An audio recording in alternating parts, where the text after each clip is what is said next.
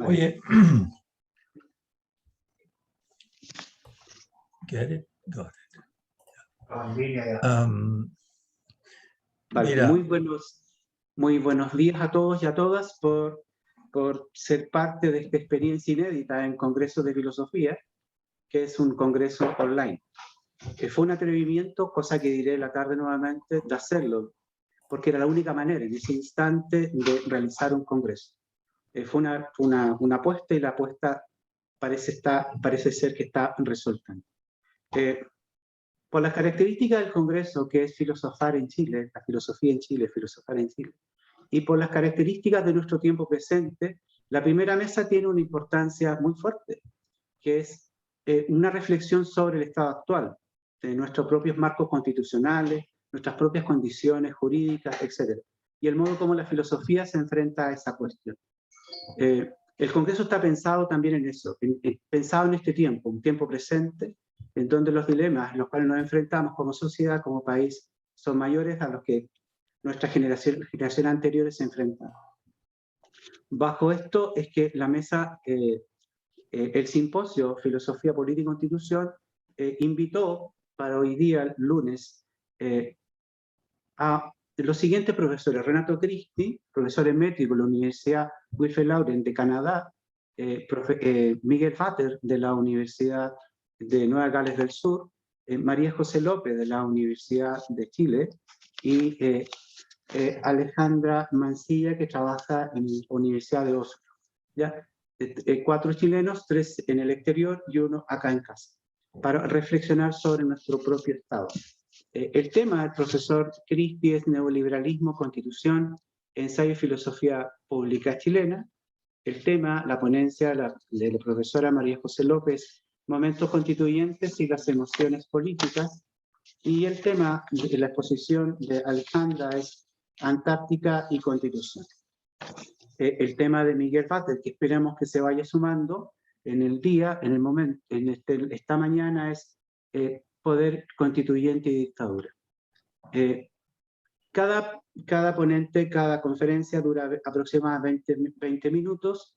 Haremos la ronda general de conferencias, de ponencias, y luego daremos el espacio para ir respondiendo preguntas que van a ser inscritas en el chat, de manera de poder recoger la mayor cantidad de preguntas posible. Esa sería la modalidad. Le doy la palabra a Renato, pero antes quisiera hacer lo siguiente. La modalidad de construcción de los simposios es de equidad de género. Eso explica que los curadores son hombre y mujer. La idea es que las mesas también se construyan en función de equidad de género, con un número máximo de ponencias. Este simposio lo respetó 100%. ¿Ya? La modalidad de elección de las ponencias fue doble ciego, por lo tanto se anonimizaban todos los resúmenes, y el comité académico de los simposios seleccionaba sin saber nombres de las personas que enviaban resúmenes. Damos las gracias a todos aquellos que presentaron ponencias que fueron aceptadas, y también a aquellos que las presentaron y que lamentablemente por cupos no pudieron estar. Bien, eso. Renato, te doy el tiempo, 20 minutos, ¿no? A contar de ahora. gracias. Oye, quisiera presentar como ponencia una columna que escribí para El Mercurio hace un par de semanas atrás, cuyo título es Reforma o Revolución, que corresponde al primer capítulo del libro que acabo de publicar. Y aprovecho de hacer pequeña propaganda aquí. Se llama La tiranía del mercado, el auge del neoliberalismo en Chile. Y el primer capítulo, como decía, es reforma y revolución. Bueno.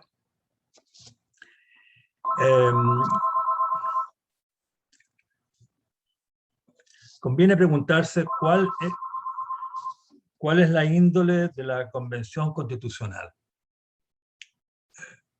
¿Es ella sujeto de un poder constituyente derivado o de un poder constituyente originario? Si es sujeto de un poder constituyente derivado, se trataría de un proceso de reforma constitucional. Cabría entonces decir que ella debe ejercer su autoridad dentro de los márgenes definidos por la Constitución del 80. Ello parece ser así porque la actual convención fue establecida por una norma dictada por el Congreso. No estaríamos en presencia de un proceso constituyente, sino un proceso constituido por el Congreso. La convención es así un órgano de reforma constitucional. Pero podría decirse que la convención fue establecida por un plebiscito mediante el cual el pueblo decidió crear una nueva constitución. No fue una decisión de reforma de algo ya constituido, a saber, la Constitución de 1980. Decidir una nueva constitución significa crear una originalmente nueva. Si esto es así, la convención es sujeto de poder constituyente originario y ha dejado atrás los márgenes que pudieran limitarla. La convención es un órgano revolucionario que crea una nueva constitución. Subrayo la idea de revolucionario. El argumento en favor de una convención revolucionaria adquiere fuerza y se piensa, como hace Fernando Atria, que la Constitución del 80 no es realmente una constitución legítima, ni en su ejercicio ni en su origen. Ha carecido de legitimidad de ejercicio democrático, pues la institucionalidad a que ha dado lugar ha buscado restringir, reemplazar, complementar plebiscitariamente la democracia. La Constitución es tramposa porque ha impedido la expresión de la voluntad revolucionaria. La Constitución tramposa es el título de uno de los libros de Fernando. También ha carecido de legitimidad de origen. El bombardeo de la moneda simboliza la violencia, la fuerza bruta que destruye la Constitución Democrática de 1925. Esa violencia original significa que institucionalmente el régimen militar no fue una dictadura ni comisaria ni soberana, sino simplemente el ejercicio de la fuerza bruta. Hay otro título de otro libro de Fernando, Fuerza Bruta, que no le digo entre paréntesis, pero me imagino que se refiere a esto. Los gobiernos establecidos con posterioridad a la derrota plebiscitaria de Pinochet, en tanto que ejercen el poder de acuerdo a una constitución originalmente ilegítima, no podrían considerarse como legítimamente democráticos. Esa es una aseveración bastante controvertida de Fernando, en el sentido que Bachelet, por ejemplo, no sería una presidenta legítima, ni todas las autoridades que se eligieron en esa época. El argumento a favor de una convención revolucionaria adquiere aún más fuerza si se considera que un plebiscito decidió la creación de una nueva constitución.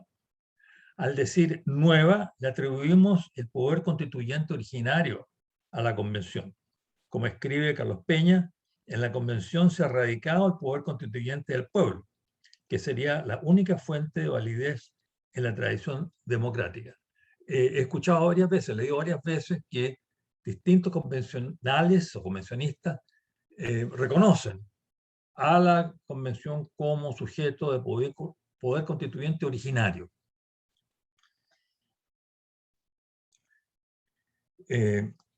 Por ser revolucionaria, la convención no está atada a las reglas fijadas de antemano. Se trataría de una dictadura soberana, como lo fueron la Asamblea Constituyente reunida en Weimar en 1918, el Congreso de Constituyentes de los Soviets reunido en Petrogrado en 1918 también, y el régimen nazi establecido en Alemania el 24 de marzo de 1933 con la ley de apoderamiento, ¿cierto?, de ese día. Estos tres casos activaron el poder constituyente originario. El argumento en favor de una convención revolucionaria pierde fuerza, eso sí, si se piensa que también el régimen de Pinochet fue una dictadura soberana que ejerció el poder constituyente originario. ¿Se puede comparar la convención actual con la comisión constituyente encargada por Pinochet para redactar una nueva constitución? ¿Es esta convención actual, digamos, una dictadura soberana? Por supuesto que no. El pronunciamiento militar, el pronunciamiento carlista militar, destruyó la Constitución democrática del 25, tal como Hitler destruyó la Constitución de Weimar y más tarde Franco destruiría la Constitución española de 1931.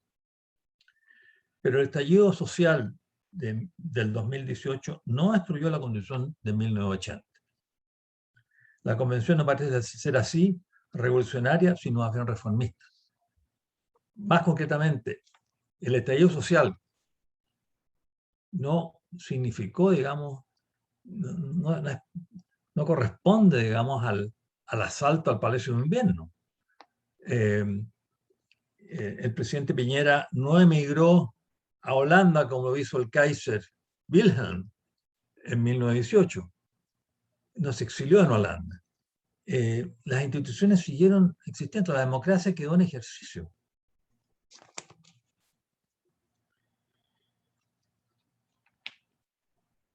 Por lo tanto, digo, la convención no parece ser así revolucionaria, sino bien reformista. La idea de una convención reformista se confirma cuando se piensa que su origen queda consagrado por una reforma constitucional de la Constitución de 1980. Esa reforma corresponde a la ley 21.200, que se titula Reforma de la Constitución y del procedimiento para elaborar una nueva Constitución de la República. Es significativo que sea la misma Constitución la que establece procedimientos para elaborar una nueva Constitución, sin que medie su propia destrucción antecedente.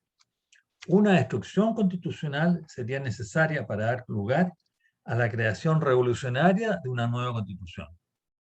No tiene sentido hablar aquí de una autodestrucción constitucional.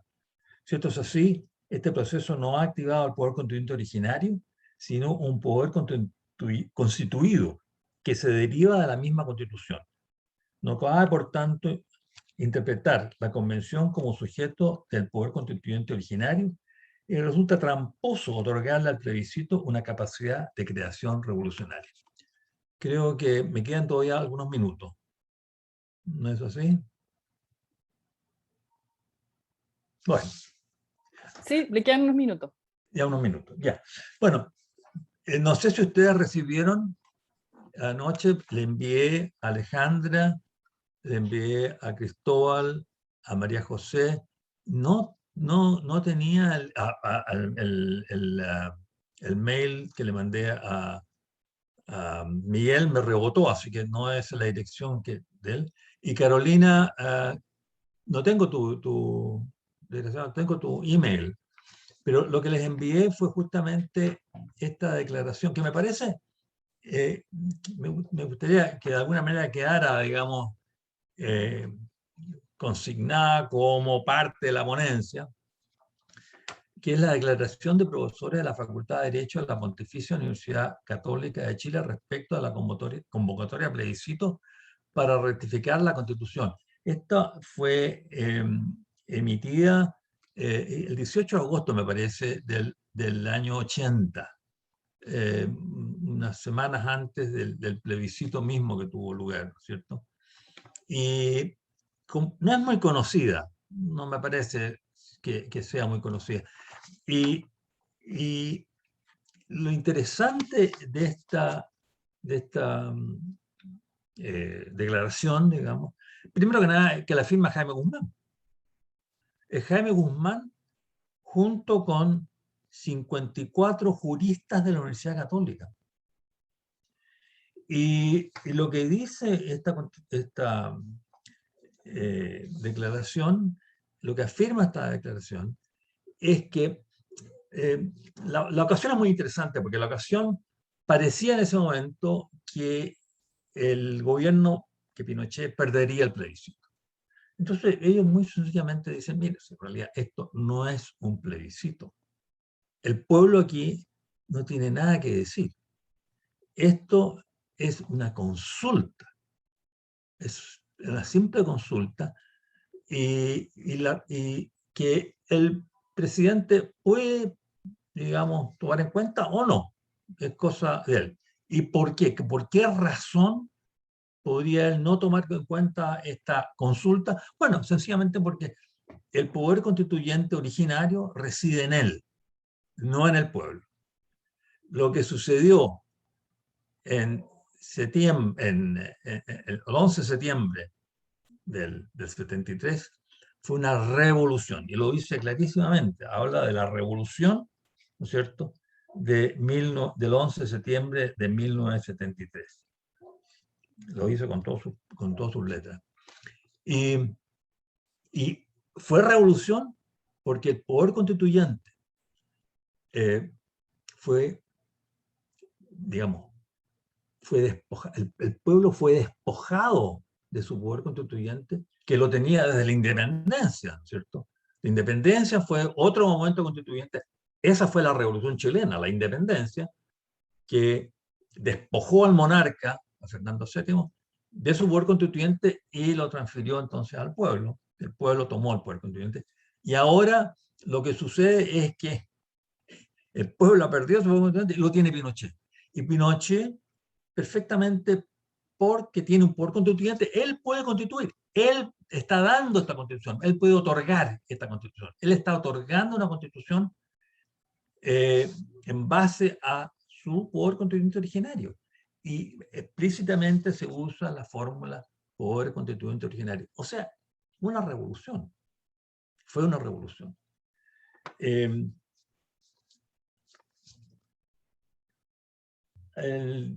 Hace una semana atrás, un profesor de la, Sergio Verdugo, ¿no es cierto?, un profesor de la Universidad del Desarrollo, tengo entendido, envió una carta a Mercurio en que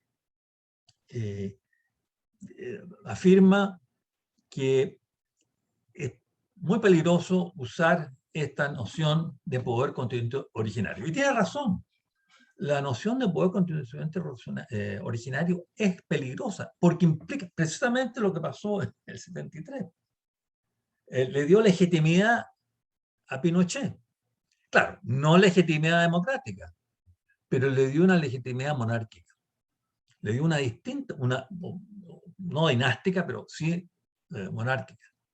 Lo que invoca, lo que está detrás de esa afirmación de Pinochet de su poder constituyente es el llamado principio monárquico. El principio monárquico, y ahí uno ve claramente la genealogía schmittiana del golpe militar, lo que yo llamo el pronunciamiento militar, porque llamo pronunciamiento porque en el fondo así llaman los carlistas, digamos, a sus golpes de Estado.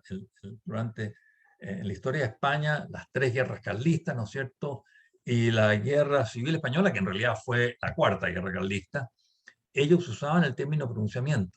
Muy curioso, ¿no es cierto?, que usen este término ahora. Y son carlistas, ¿no?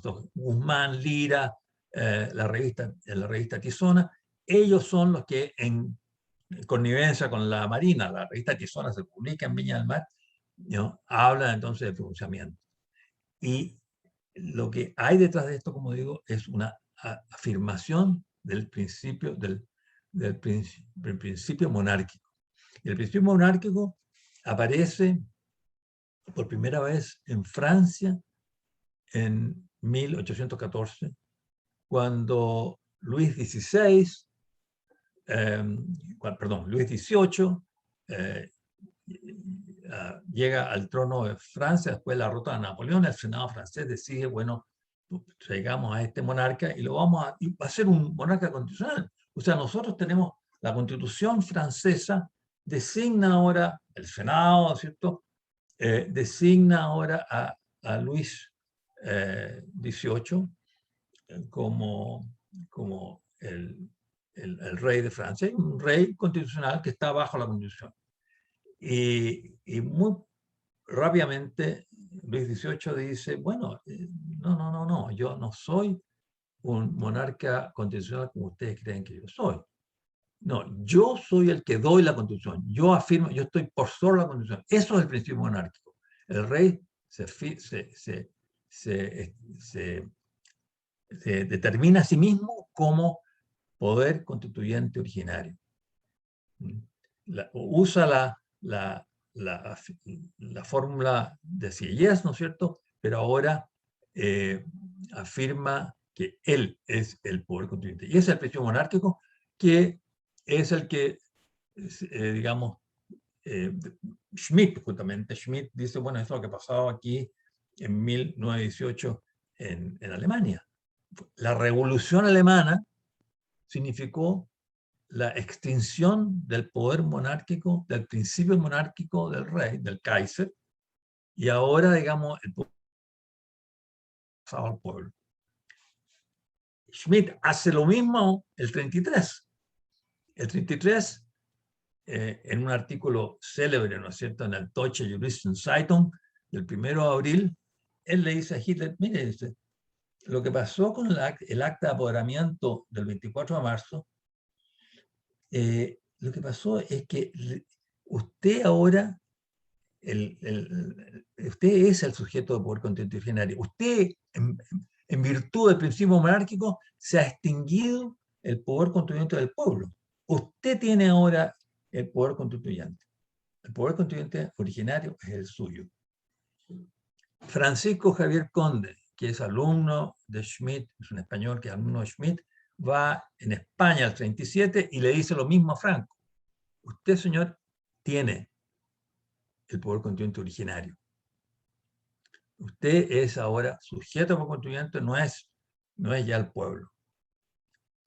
Y Guzmán, ¿no es cierto?, que ha leído a Schmitt y que ha leído a los discípulos españoles de Schmitt como, bueno, varios, ¿no es cierto?,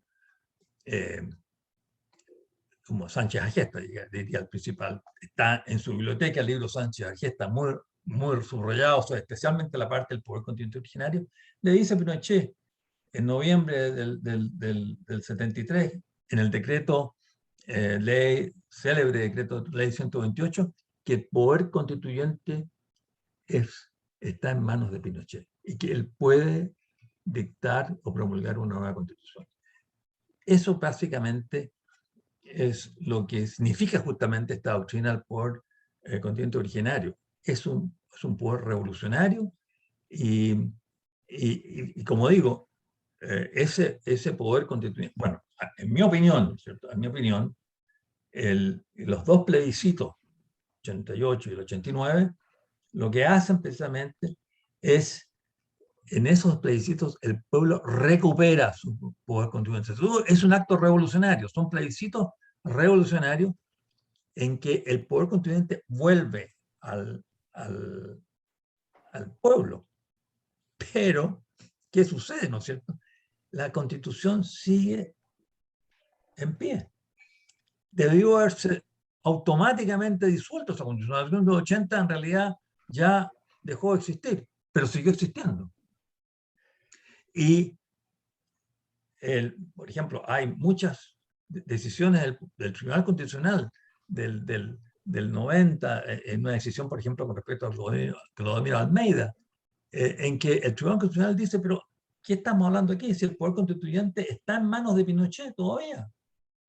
O sea, en el año 1998 y el año 2000 y tanto, todavía se reconoce oficialmente por el Tribunal Constitucional que el poder constituyente está en manos de Pinochet. Y por eso no se puede cambiar la Constitución.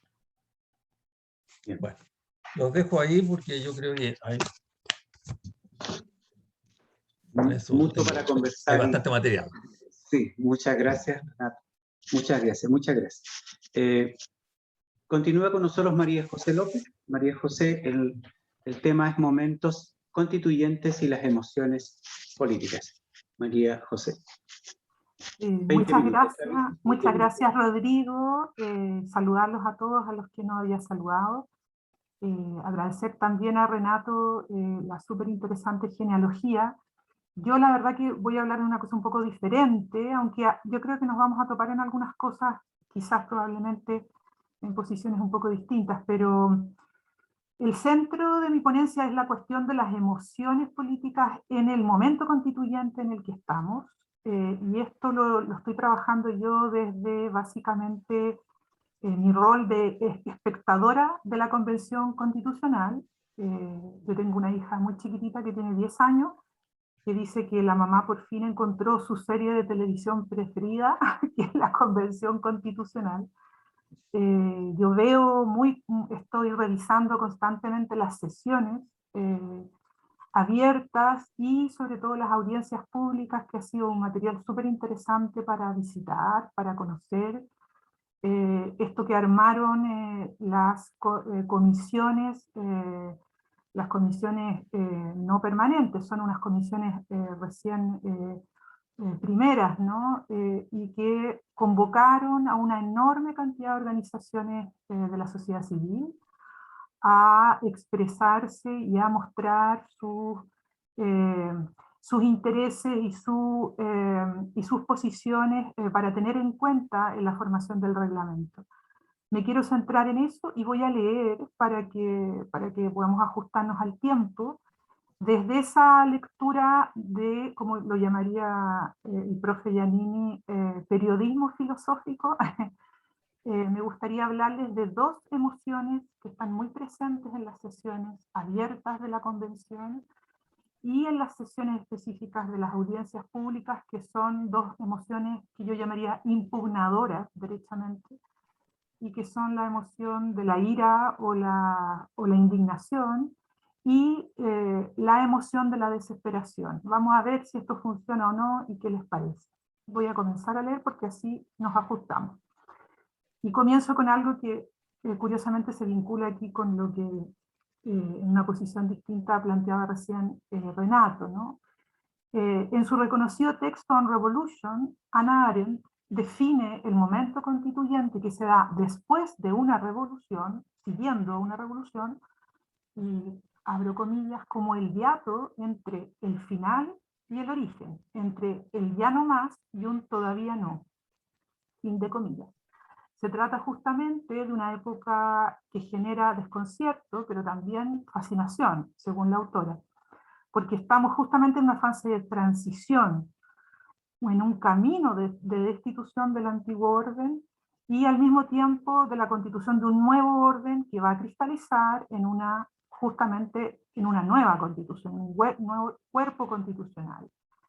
Este periodo de transición en el que ya se han desatado las fuerzas, dice Arendt, que empujan la liberación, sin haber logrado todavía construir un nuevo escenario, el escenario de una libertad duradera, digamos, ¿no? A la que solo se llegará a partir de la Constitución, ¿no? En este caso, yo creo que este momento que estamos viviendo define plenamente este hiato del que nos habla Arendt, ¿no? Un momento de transición en el que lo que se está construyendo todavía en realidad está en proceso, y como alguien decía por ahí, algún constituyente le escuché, estamos caminando un puente a través de la Convención Constitucional que se está construyendo mientras lo estamos atravesando. Es decir, aquí hay una labor de constitución, de conformación de norma, de conformación de derecho, como diría el vicepresidente repetidamente, que está viviendo su propio proceso, ¿no? Me parece que la convención misma, como órgano, es muy expresiva de este momento de transición, ¿no? Muestra esta mezcla de etapas y esta idea de estar en proceso hacia una formación y hacia una constitución que en realidad tiene muy poco que ver con lo que hemos vivido hasta ahora en Chile, diría yo.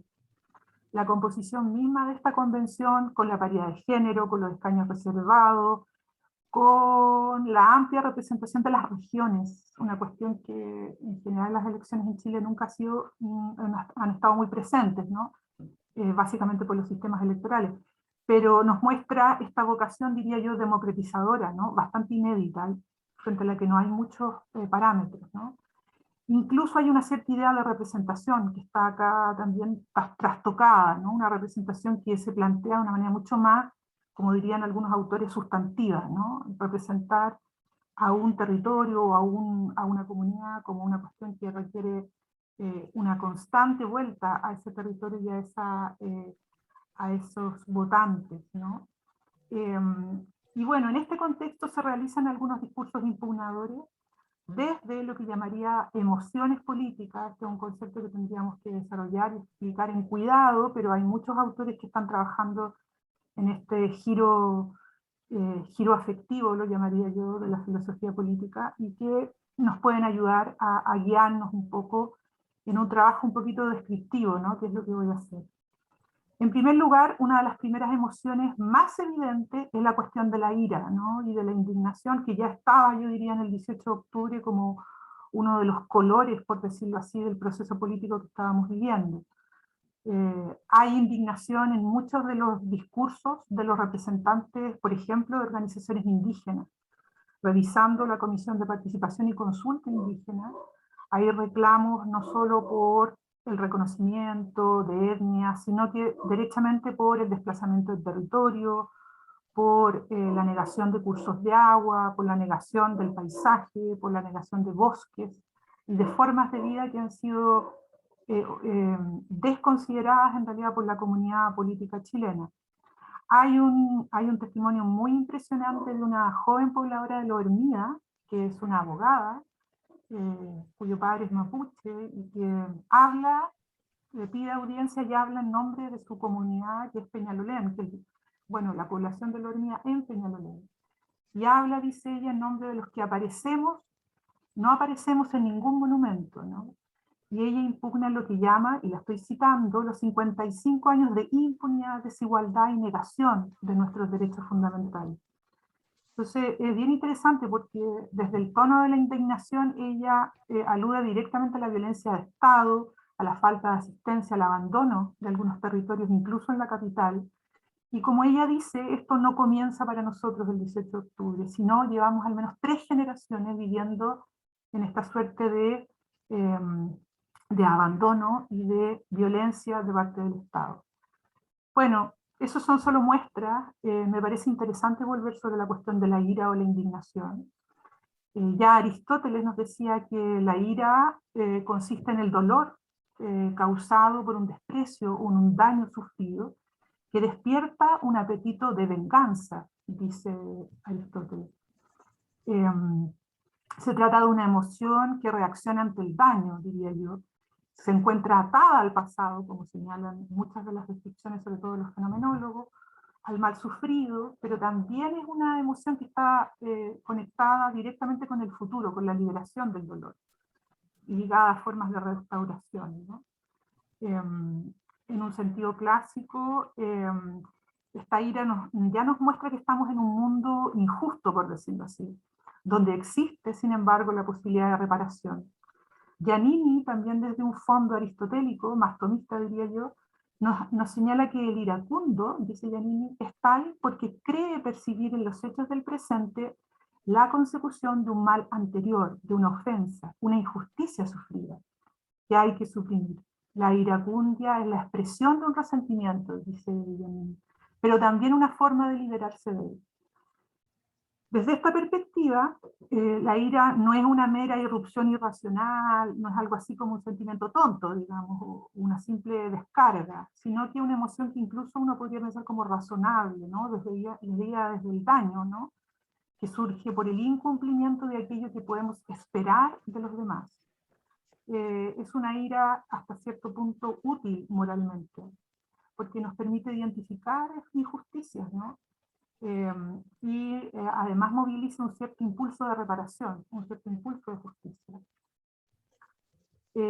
Esta utilidad moral yo creo que se vuelve mucho más políticamente relevante cuando hay grupos que hasta ahora no han sido representados suficientemente en el espacio público y que se encargan desde sí mismos, ¿no? Hablando en primera persona, demostrar su indignación por, y utilizo la expresión de Giannini, el bien que se espera, ¿no? En una democracia, esta ira contra la injusticia funciona entonces como un agente visibilizador, así puede ser, ¿no?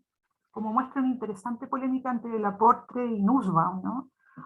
Esta visibilización de la injusticia en la esfera pública mediante la ira es relevante sobre todo en sociedades injustas y acostumbradas a la injusticia.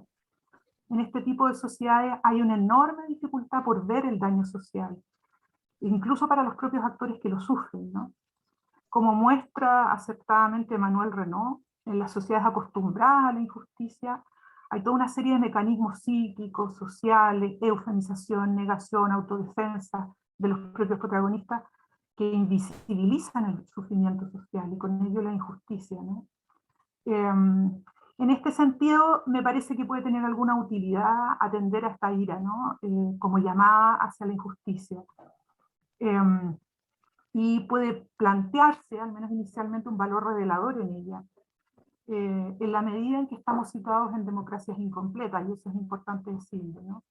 En democracias que cuentan con espacios públicos de deliberación que todavía son restringidos, y con mecanismos de inclusión que han fallado, ¿no? Y en ese caso la ira puede aparecer como un elemento revelador.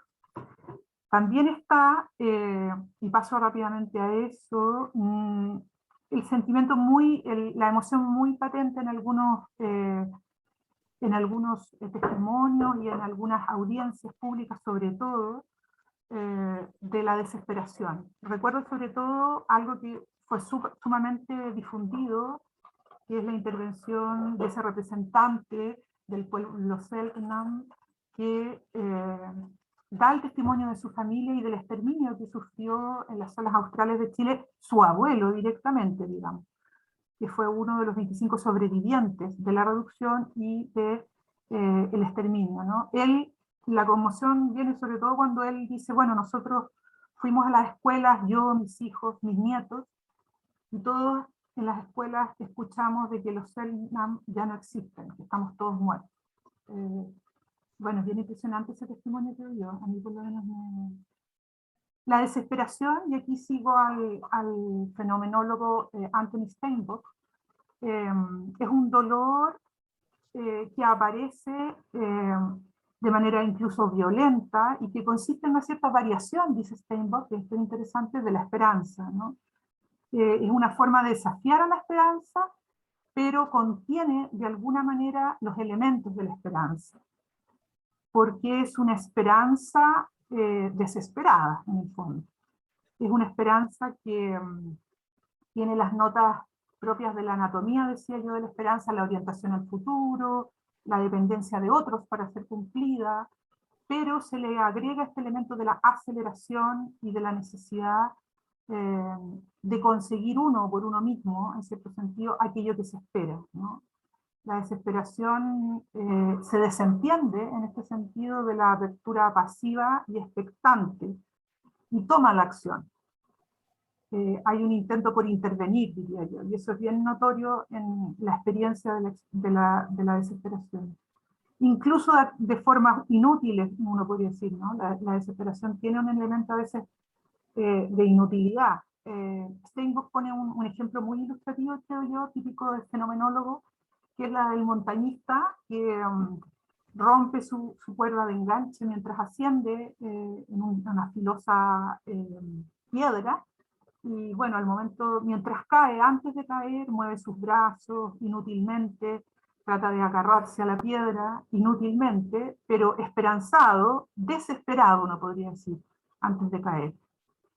Bueno, yo creo que lo interesante aquí de la emoción de la experiencia, para lo que estamos discutiendo, lo que yo estoy intentando dibujarles más o menos, es que a pesar de que uno puede pensar que la desesperación es una cuestión turbadora, perturbadora de los espacios políticos, que genera además mucha incomodidad, que es difícil de abordar porque hay un límite ahí entre lo público y lo privado que además en general se viola, en contra de lo que diría Arendt, creo yo, es necesario atender a la desesperación, ¿no? Como parte del contexto histórico y de la experiencia de los grupos sociales que llegan a este momento constituyente con una cierta historia y con unas ciertas limitaciones, ¿no? Eso, insisto, en ese sentido es un elemento que también nos habla del mundo en el que estamos, de la historia que tenemos como chilenos y de la imposibilidad de neutralizar algunos fenómenos como estos, ¿no? Me parece que es la misma Nussbaum la que pone aquí el acento en la importancia en una sociedad democrática de compadecernos del dolor de los demás, de compartir un poco ese dolor. Especialmente, dice Nussbaum, de los otros marginados, distintos, parias incluso, ¿no? En una democracia la posibilidad de compartir públicamente el dolor y la desesperación que emanan de la falta de reconocimiento puede desarrollar esta necesidad de compasión, ¿no? Y la compasión ya lo sabemos como históricamente, estoy pensando sobre todo en Rousseau, pero en toda la tradición republicana en general, es un elemento súper importante de cohesión social, ¿no? En la conformación de lo que uno podría llamar una democracia duradera. Entonces, en ese sentido, creo que también es importante la presencia aquí en una democracia de que tenga un lugar también el sufrimiento ante la injusticia, ¿no? En ese sentido, y ya cerrando, digamos, la desesperación como emoción de la última esperanza nos muestra también muy nítidamente, yo creo, las condiciones de injusticia social en que se viven y se han vivido los procesos políticos y sociales chilenos, ¿no? Grupos que cargan con vulneraciones e invisibilizaciones. Nuevamente aquí podemos retomar a Renaud y la falta de reconocimiento, ¿no? Y las experiencias de injusticia que dejan en grupos y individuos marcas o heridas permanentes que además son transgeneracionales y que en ese sentido les impiden participar debidamente en una democracia y construir una identidad propia, que tenga verdadero reconocimiento, un reconocimiento legítimo, ¿no? En este sentido, la desesperación también puede ser una emoción pública al servicio de una democracia más amplia, más profunda, ¿no? En la medida en que sea el comienzo de la visibilización en el espacio público del sufrimiento social, entendido como denegación de reconocimiento, nuevamente con Renaud, ¿no? A mi juicio, es la invisibilidad, el estigma, la discriminación, construyen no solo trayectorias individuales, familiares, sino que también tienen un enorme costo para la comunidad política completa, una comunidad justa, una comunidad ay, perdón, está sonando un timbre, pero un segundo. Disculpe. Bueno, disculpado. Bueno, esta es la gracia, digamos, de online, que tiene sorpresas. No lo tenía para nada contemplado que me iban a tocar el timbre. Bueno, simplemente para terminar, la presencia de voces en general más amplia, y ese es mi comentario final, para incorporarse a la deliberación democrática, nos permite entender que esta deliberación no es un proceso abstracto, no es un proceso alejado de la vida real de los seres humanos y de los chilenos en este caso. Y también me parece que es importante porque nos ayuda a ampliar los límites y la concreción de la deliberación democrática como tal, ¿no? Es necesario poder discutir en un horizonte un poco más amplio y entendiendo que estos son procesos culturales muy difíciles y que las emociones impugnadoras como la ira ante la injusticia, como la presencia de la desesperación frente a la última esperanza, nos pueden ayudar a que la convención y que el momento, este momento intermedio, este hiato, tenga una perspectiva mucho más amplia, ¿no? Y aquí creo que es importante también aquí una función un poco de la reflexión, en este caso filosófica, política en general, que nos ayude un poco a abrir las puertas a una visión un poco cultural, históricamente más amplia, ¿no? No se trata en realidad solo de identificar y consolidar herramientas teóricas para una crítica efectiva de nuestra democracia de baja intensidad, como la han llamado muchos, sino que apuntar a un concepto mucho más amplio, más profundo y estable de democracia, ¿no? Construir un proyecto de democracia cultural que nos permita recuperar todos los elementos, además, yo diría, de fuerza y de precisión críticas, por ejemplo, de la teoría social, ¿no? Que para la filosofía en general tiene que ser una cuestión central, ¿no? En palabras, y aquí termino con Nussbaum, se trata de entender el saber de la sociedad y de la política, especialmente en la voz de la filosofía, no como una técnica intelectual elitista dedicada a la exhibición de la inteligencia, sino como un arte comprometido cuyo fin es luchar contra la desdicha humana. Y eso sería. Bien, muchas gracias, María José, muchas gracias. Alejandra Mancilla, el tema es Antártica y Constitución, otro tema, digamos, de hoy día que tenemos que enfrentar de un modo u otro y de la manera más racional posible. Así que, Alejandra, por favor, 20 minutos es lo posible, ¿ya? Buenos días y muchas gracias a Carolina por la invitación a participar en este simposio. Quería decir primero un poco en qué contexto se ubica esto que voy a presentar. Estoy escribiendo un artículo que se llama Decolonizando y Constituyendo la Antártica, y no voy a tener tiempo para presentarlo completo, así que la parte de la decolonización la voy a tener que dejar fuera, pero podemos después hablar de ella si la consideran relevante. Y el artículo nace un poco de dos proyectos, un proyecto que acabo de terminar, que se llama La filosofía política mira la Antártica, que fue financiado por el Consejo de Investigación Noruego, y donde miramos los fundamentos normativos de los reclamos territoriales en la Antártica para ver si son, qué se puede decir de ellos un poco hoy día desde el punto de vista de la justicia global, y también ver un poco el sistema antártico y su legitimidad política. Y el otro proyecto en el que se encaja es uno del que estoy partiendo, que es financiado por el Consejo de Investigación Europeo. Perdón por decir todas estas cosas, pero siempre me intimida y me dicen que tengo que decir quién está financiando estas investigaciones. Y en este proyecto que se llama Territorio Dinámico, la idea es un poco preguntarse si la normativa territorial que tenemos hoy día a nivel, bueno, global, pero también local, está a la altura de los desafíos climáticos, geográficos y demográficos que vamos a enfrentar. Y un poco la respuesta anticipada es que no, que el territorio habría que verlo de manera mucho más flexible y dinámica, como lo dice el título. Entonces, en ese contexto se ubica lo que voy a decir. Ahora un poco me gustaría hablar, dar un par de notas preliminares de la Antártica en general y la Antártica chilena, y luego decir las tres maneras en que me parece que la Antártica debería aparecer en nuestra nueva Constitución. Bueno, no sé cuántos saben de historia de antarticología chilena, pero la Antártica chilena es parte del territorio chileno, o al menos eso es lo que dice la ley chilena, desde el año 1940, con el Decreto Supremo 1747 que fijó los límites del territorio chileno antártico. Entonces ya se cumplieron el año pasado 80 años desde esto, y el año pasado además se publicó la nueva ley antártica chilena que regula el marco normativo de la ley chilena en territorio antártico. Y por otro lado, Chile ha sido durante 62 años parte del sistema del Tratado Antártico. Chile fue un miembro fundador y un activo partícipe todavía hoy del sistema internacional del Tratado Antártico, y fue uno, como les decía, de los originales firmantes del Tratado Antártico, que congeló los reclamos territoriales sobre ese continente, y en su lugar propuso realizar cooperación científica, paz, y enfocarse en la protección del medio ambiente, esto sobre todo desde la firma del protocolo ambiental el año 91. Entonces, por un lado está Chile, que sigue imprimiendo mapas donde aparece su territorio antártico chileno, y por otro es un activo partícipe de este sistema internacional que congela la soberanía y deja ese tema a un lado, ¿ya?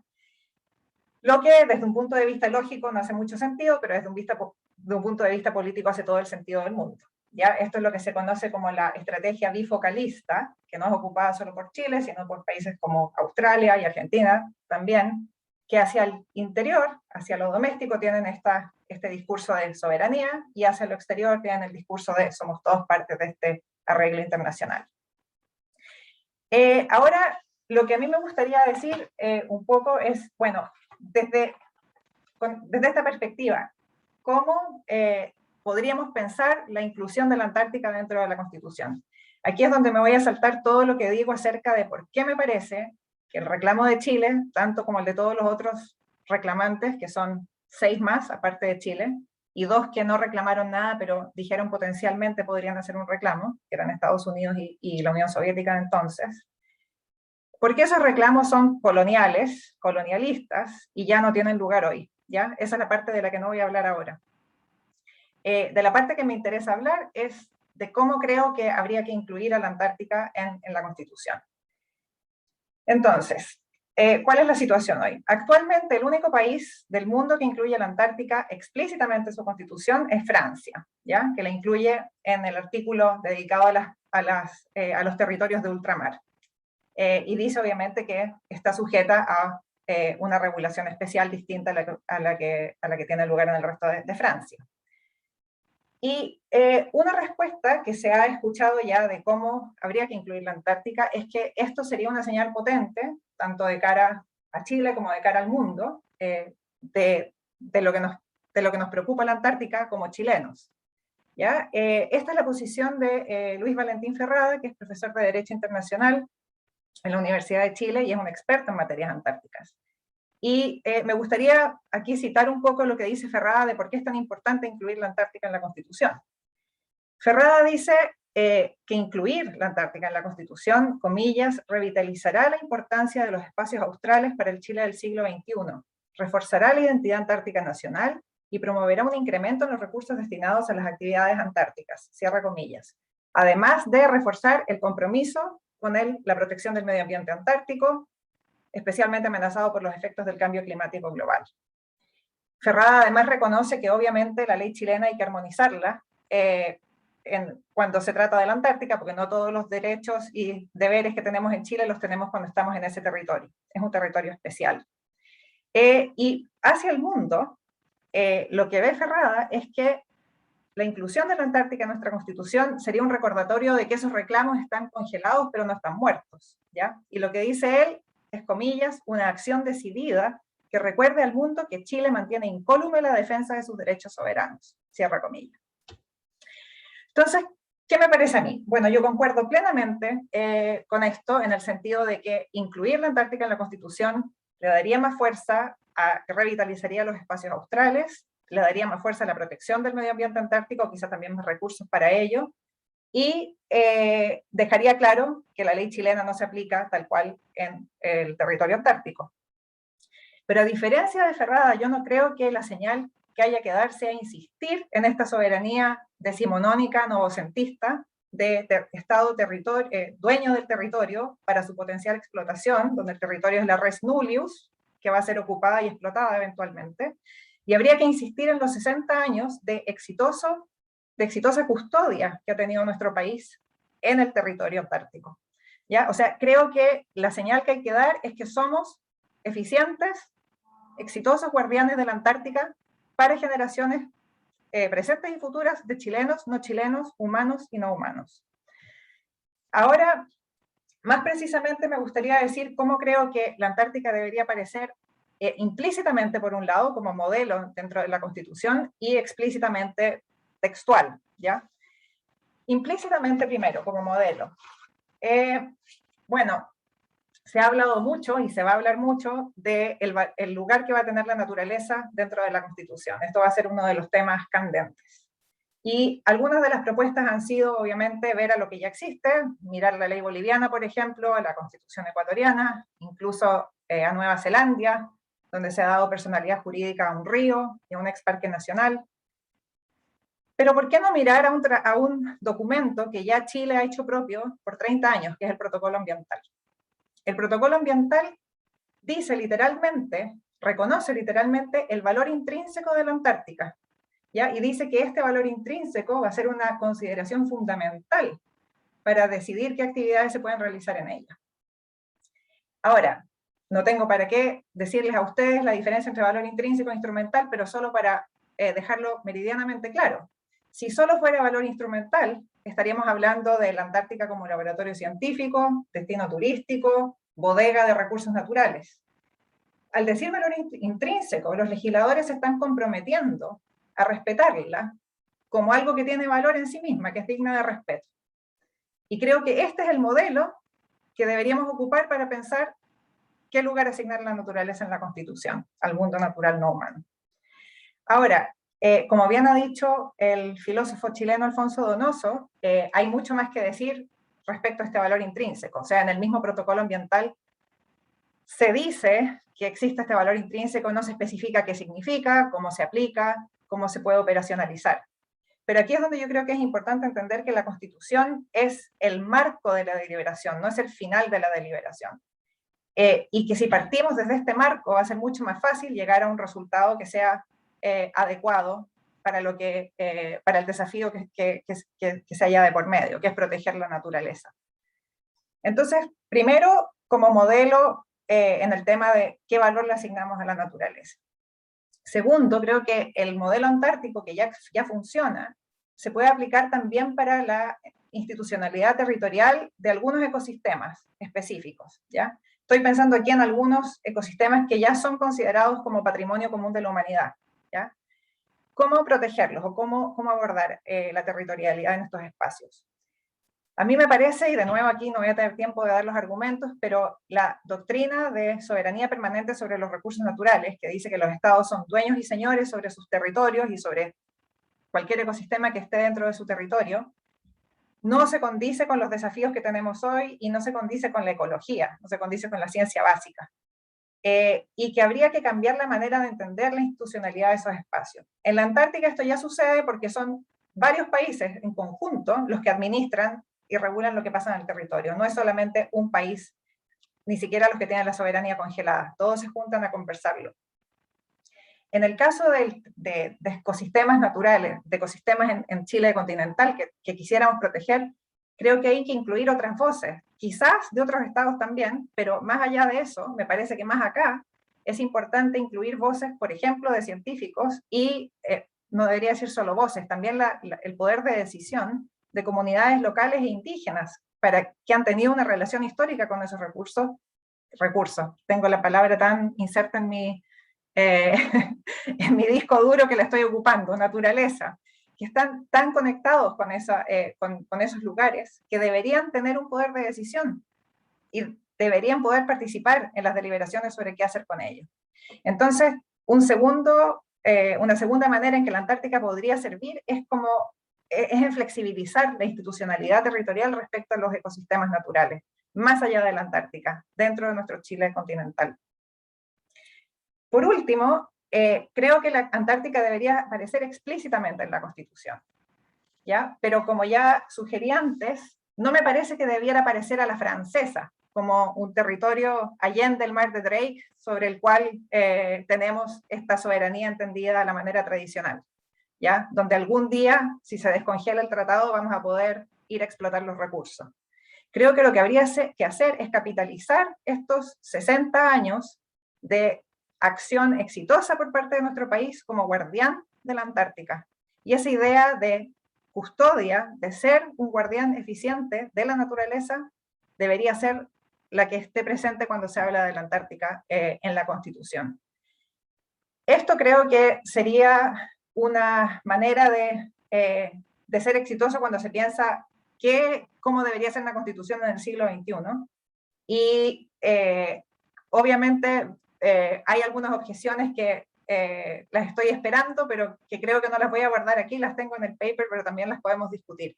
Pero en resumen, entonces, Chile como guardián de la Antártica y la Antártica como modelo, tanto para pensar la naturaleza y como para pensar la institucionalidad territorial de ecosistemas. Muchas gracias. Muchas gracias, Alejandro. Muchas gracias a Renato, a María José y a Alejandro por esto. Si revisamos el chat, hay algunas discusiones internas que me imagino que perfectamente se podrían intentar responder o comentar. Y lo otro es que observo que también todos tomaron nota y que si fuese posible, profundizar en algunas cuestiones que están en las exposiciones, ¿no? A mí me gustaría preguntar, pero no a los panelistas, sino que a Ricardo, por un dato histórico, que a propósito de la conferencia del profesor Renato Cristi, que sobre a propósito de los juristas de la Universidad de la Pontificia Católica de Santiago, y que algunos estudiantes y profesores del área de filosofía reaccionaron. Si fuese posible, Ricardo, dar una vuelta sobre ese punto, porque refiere a una parte de la exposición del profesor Renato Cristi. Esto para partir, digamos, y de ahí sí podemos seguir conversando otras cosas. Tienen que darle el pase. Hay que darle el pase a Ricardo para poder intervenir.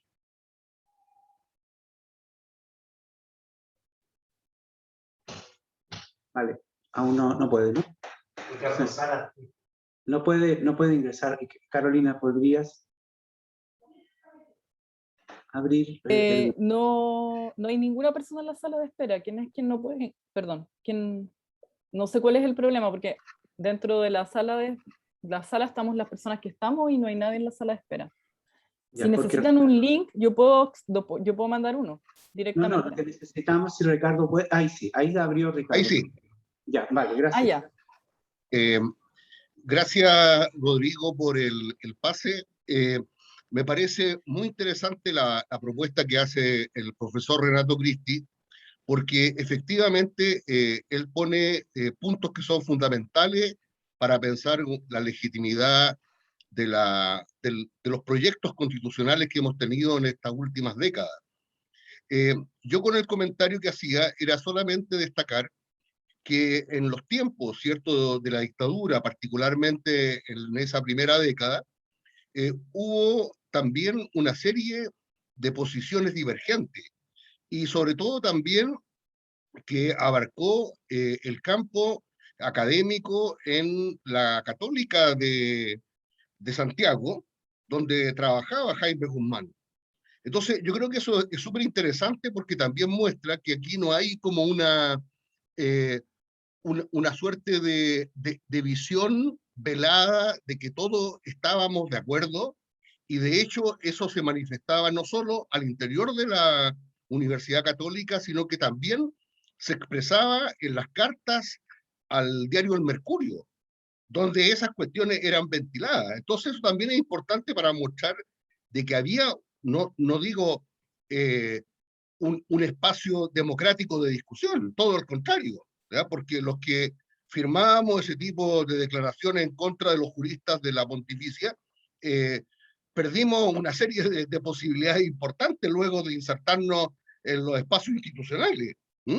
Pero es para mostrar de que había un debate muy importante, y yo creo que Renato Cristi lo conoce muy bien porque, bueno, personas como Carlos Ruiz, Rodrigo Albayay, ¿cierto?, que eran personas muy queridas para nosotros, que trabajábamos en el círculo de filosofía en la Academia Humanismo Cristiano, hacíamos todo un trabajo también de discusión teórica y política importante. Eso era lo que yo quería aportar nomás a la excelente exposición del profesor Cristi.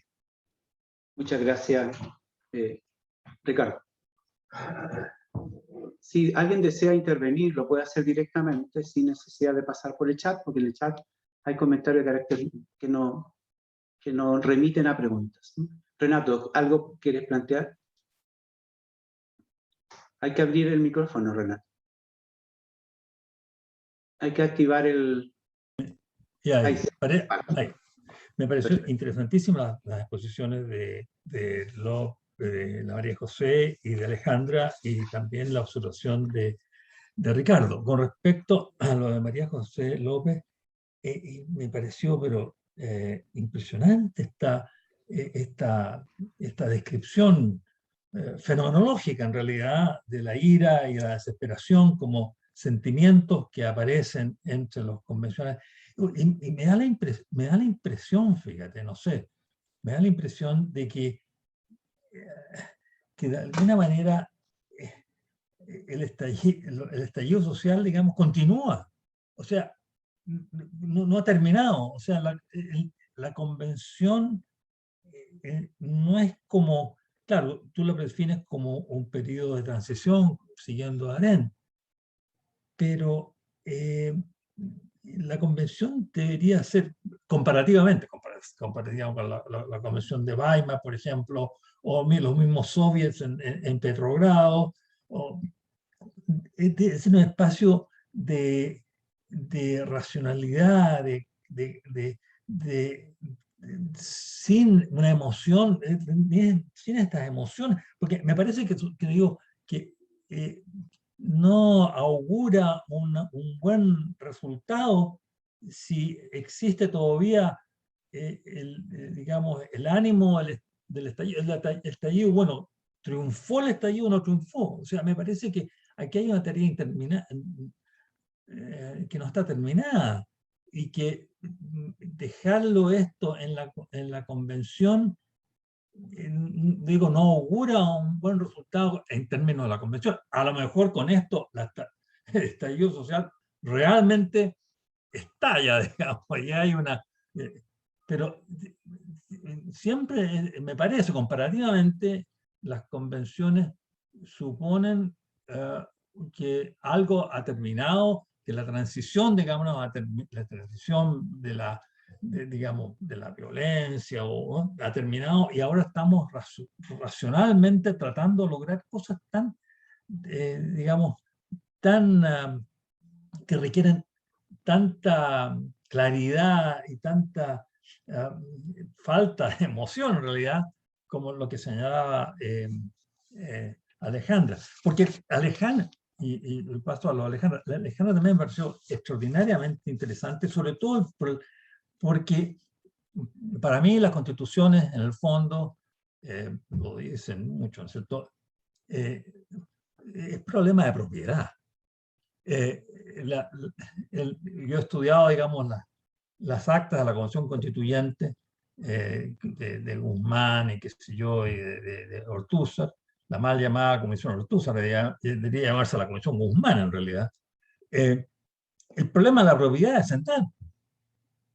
Ahora, ¿qué hacemos? Esta idea justamente de que la Antártica sea un territorio en custodia, que nosotros seamos los custodios, o que sea, y que tenga un valor intrínseco y no instrumental, bueno, choca directamente con la idea de la propiedad, especialmente la idea de la propiedad que rige en la Constitución del 80, que es una propiedad individualista, una propiedad, digamos, que es un dominio despótico, digamos, sobre las cosas están a nuestra disposición, y la naturaleza es simplemente un stock de material que hay que explotar. Esto incide justamente en contra de eso. Digamos, cómo, y va a ser muy interesante, porque si se introduce esto, que es la idea, digamos, de propiedad, una idea de la propiedad que es más comunitaria, que es una idea que va, digamos, en contra de la cosa neoliberal, o liberal en extremo, digamos. El neoliberalismo me parece un liberalismo a outrance. Esto va a tener que resolverse, quizás de qué manera, ¿no?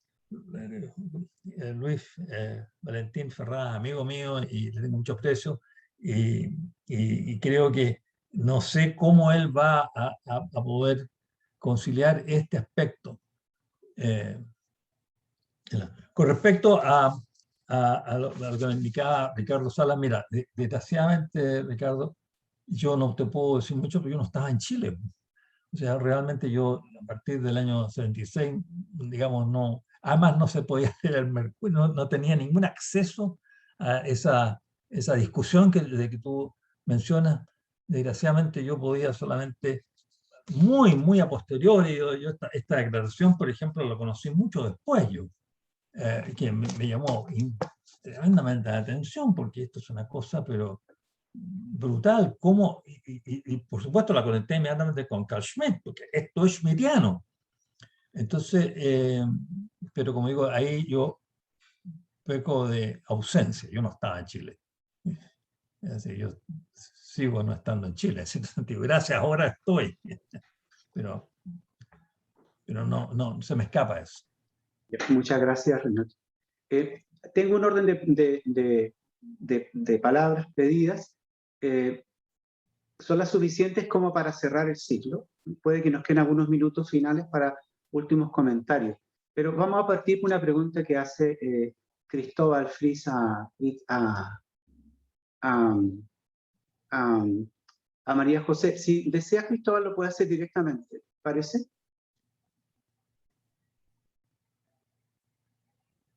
Ya, espérate. Tengo que buscar la pregunta, ¿vale? Aquí está. Momentito, aquí va. Si las emociones de las que... Ya, sí, la leo, Sí. la lees tú.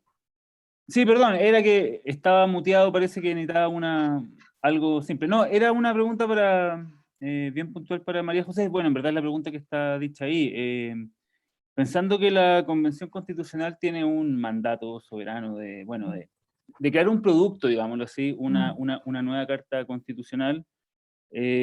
Claro, tú hablas de emociones políticas, las describes muy adecuadamente, terminas introduciendo la noción de democracia cultural, y la pregunta es, ¿cuál es la posible traducción o inscripción de estas emociones y de esta democracia cultural en el plano institucional que, por decirlo de algún modo, es donde finalmente se juega lo que viene en un futuro? Solo eso. Sí, Y gracias a los tres por las exposiciones. Gracias, Cristóbal, y bueno, en general por los comentarios, muy interesante. Bueno, yo creo que claro, un poco también tomándome de lo que preguntaba Renato, claro, lo que pasa es que esta convención, claro, es una etapa nueva en ese mismo estallido. Yo no creo que ese estallido haya terminado, por lo menos no como lo plantean algunos, pero esa etapa, insisto en la imagen del puente que uno construye mientras va atravesándolo, digamos, es una etapa en progresión todavía, y en ese proceso, claro que es un producto, como tú bien planteas, tiene un objetivo muy claro, un mandato, y unos meses, además muy poco tiempo, pero no hay que olvidar el efecto democratizador que tiene la misma convención. Y eso es un poco una de las cosas que yo quería mostrar, es decir, ahí hay voces distintas, ahí hay formas que ya se manifiestan distintamente, que salen de los discursos políticos clásicos, que utilizan otro lenguaje, y creo que algunos usos emocionales en ese sentido cumplen esa función develadora, por lo menos.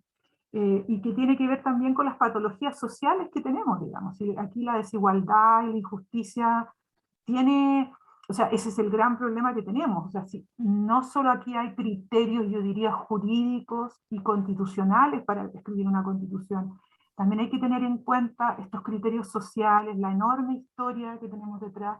Y en ese contexto, esta es una experiencia inédita en muchos sentidos.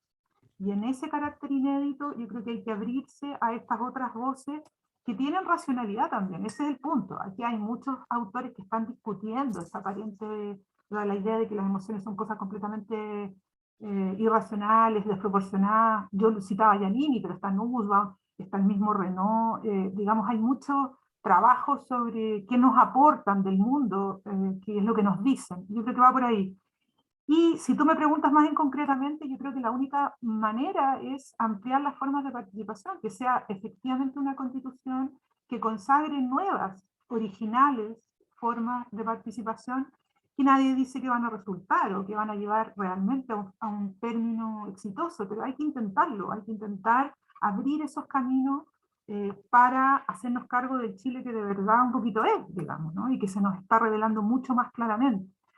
Y no mirar estas emociones desde el mero desprecio, que es algo que uno ve mucho como en las élites más intelectuales, ¿no? Es decir, aquí hay gente que no sabe hablar, que no sabe, que no conoce como las normas constitucionales, que no conoce esto, y no, porque esta es una constitución que está llamada a ser mucho más democrática, y eso va a implicar un cambio en todos, digamos, en el lenguaje probablemente, y en la manera de comprendernos probablemente como sociedad. Y me quedo aquí porque...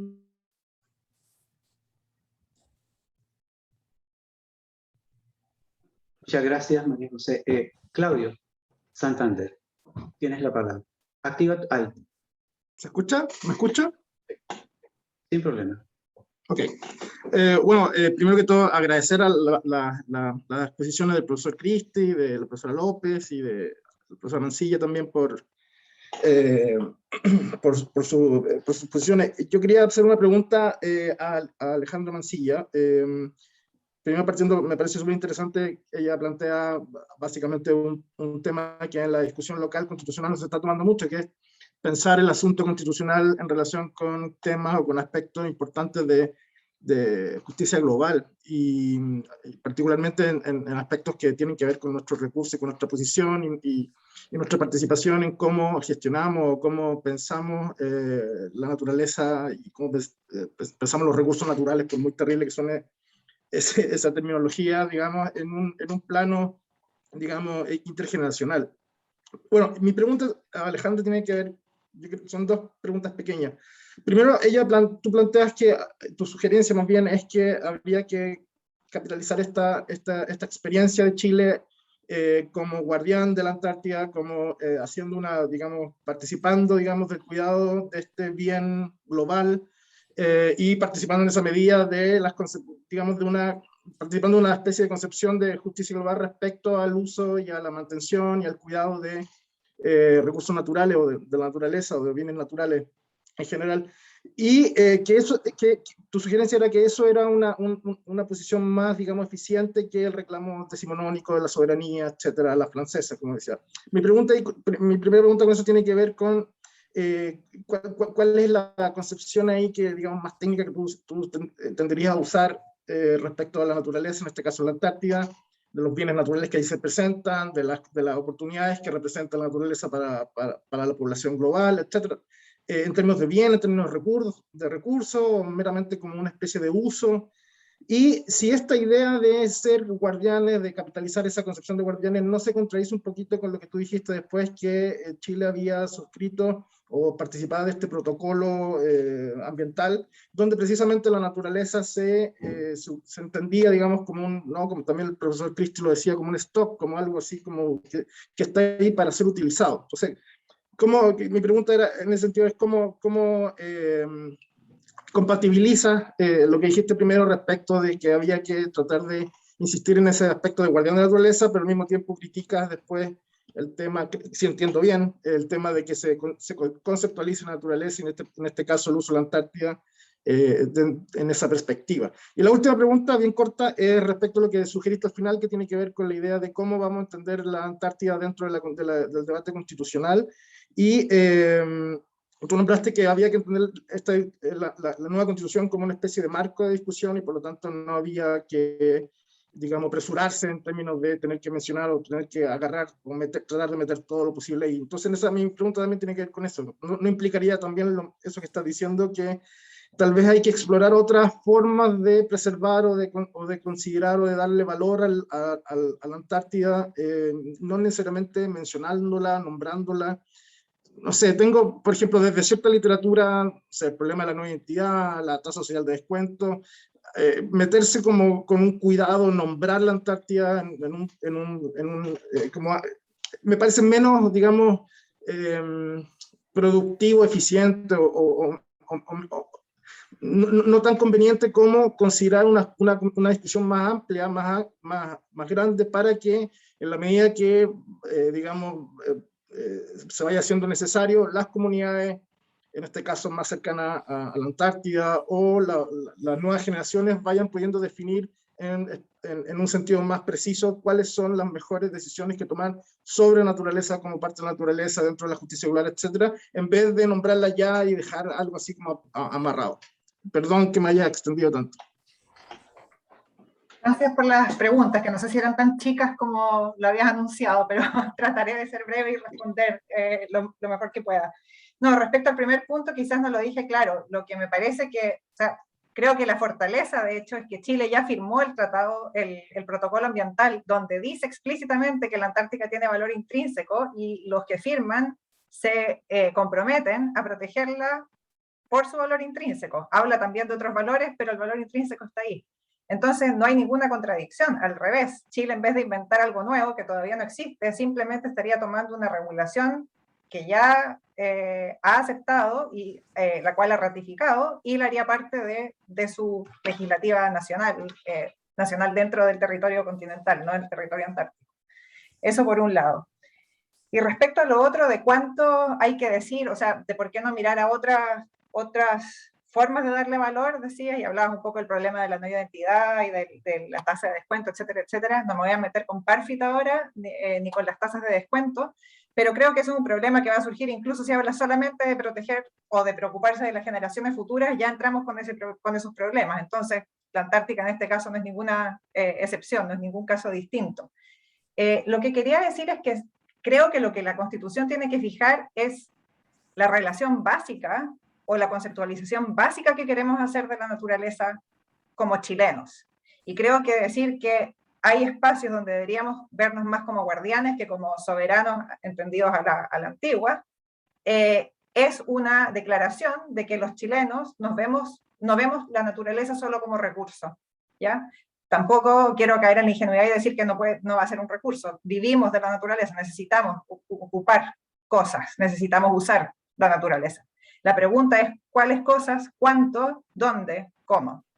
Entonces, esa relación básica creo que es la que la Constitución debe plasmar. Luego veremos cómo lo hace, cómo se operacionaliza.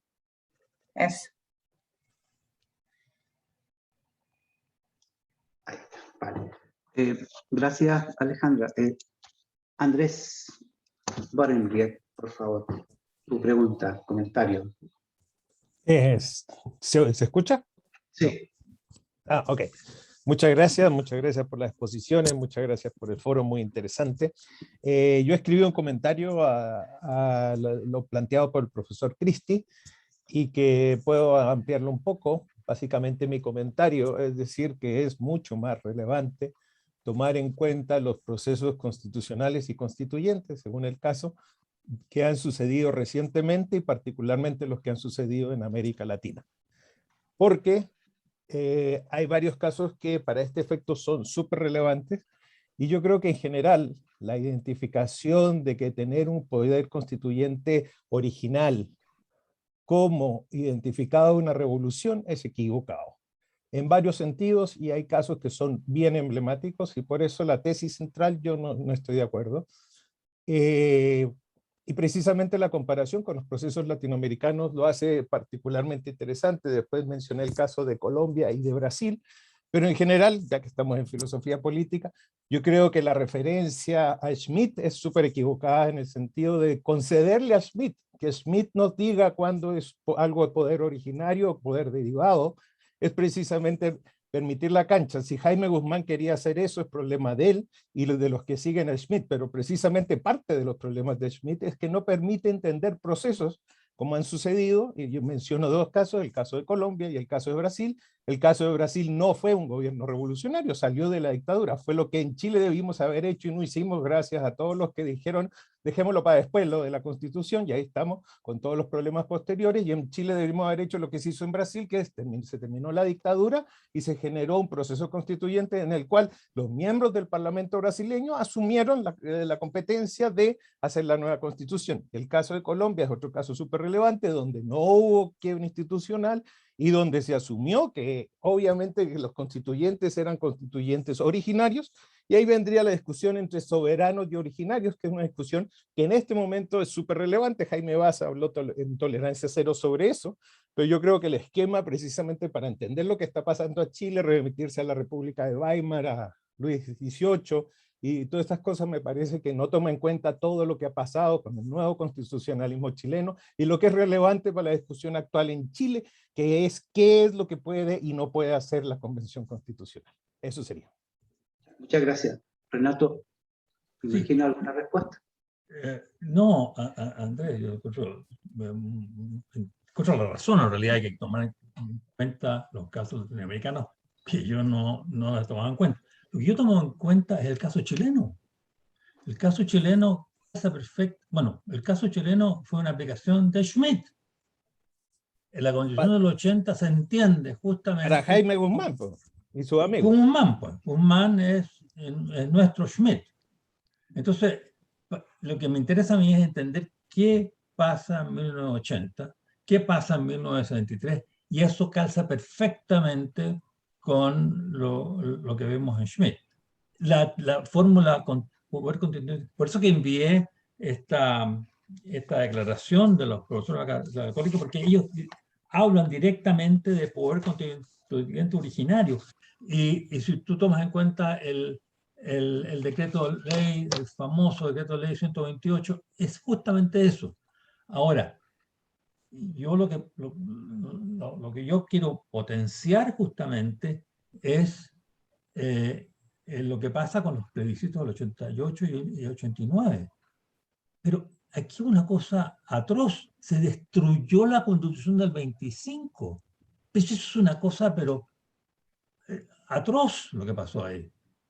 Y como vuelta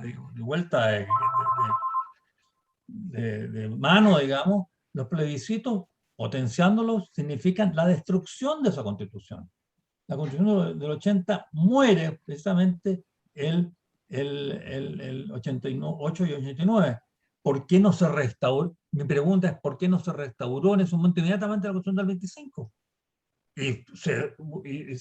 Y se introdujo una reforma integral a esa Constitución. ¿Por qué no estamos volviendo? Fue la Constitución, mal que mal, fue la Constitución de Frey, fue la Constitución de Allende, fue una Constitución en que al año 73, yo estaba en Chile el año 73, y ahí ya estaba, y todos se decían defensores de la Constitución. La derecha y la izquierda, Allende y Jarpa, todos hablaban de la Constitución del 25, que preservarla. Bueno, 2 días después, los militares que se suponía habían protegido su Constitución, que fue la ley, su claim, su, digamos, demanda de legitimidad era que eran defensores de la Constitución, 2 días después la destruyen. Entonces, ese es el punto que quiero reseñar. Yo que me parece muy importante. ¿Qué pasa con la Constitución 25? Gracias. Muchas gracias, Renato. Carolina Bruna. Muchas gracias, Rodrigo, por darme la palabra. Agradezco también a Renato, a Alejandra y a María José por las exposiciones. Como parte de las personas que estamos a cargo del simposio, yo estoy súper contenta de que iniciemos con esta mesa y las interesantes cosas que nos han puesto para discutir. Y les voy a hacer una pregunta a cada quien.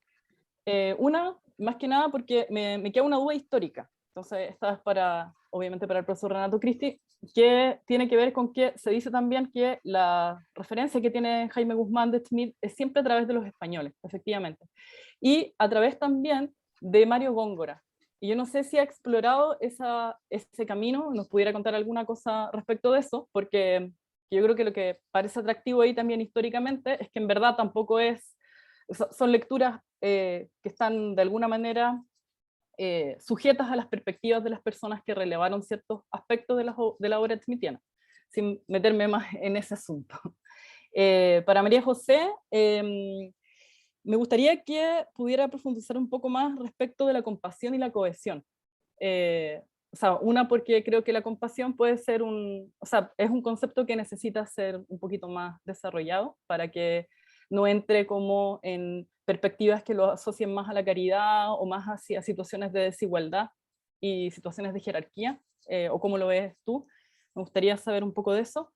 Y para Alejandra, que yo creo que se parece un poco a las cosas que estaba preguntando Claudio, me da la impresión, pero yo lo voy a hacer desde otra perspectiva, porque tú dejaste en suspenso, como para la conversación, que habláramos de decolonizar, ¿verdad? De la decolonización.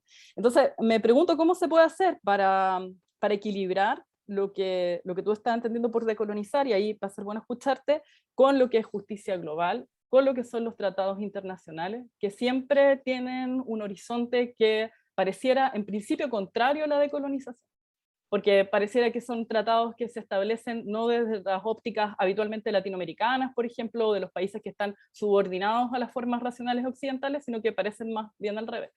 Y me parece que ahí hay una cosa que sería súper interesante de discutir un poquito más. Esas son mis preguntas. Gracias. Vale. Renato, partes tú y continuamos la ronda como la planteó Carolina. Carolina, gracias por tu referencia a Mario Góngora. Y te puedo decir que el año 75, conversando con Mario Góngora, fue él el que me introdujo a Schmitt.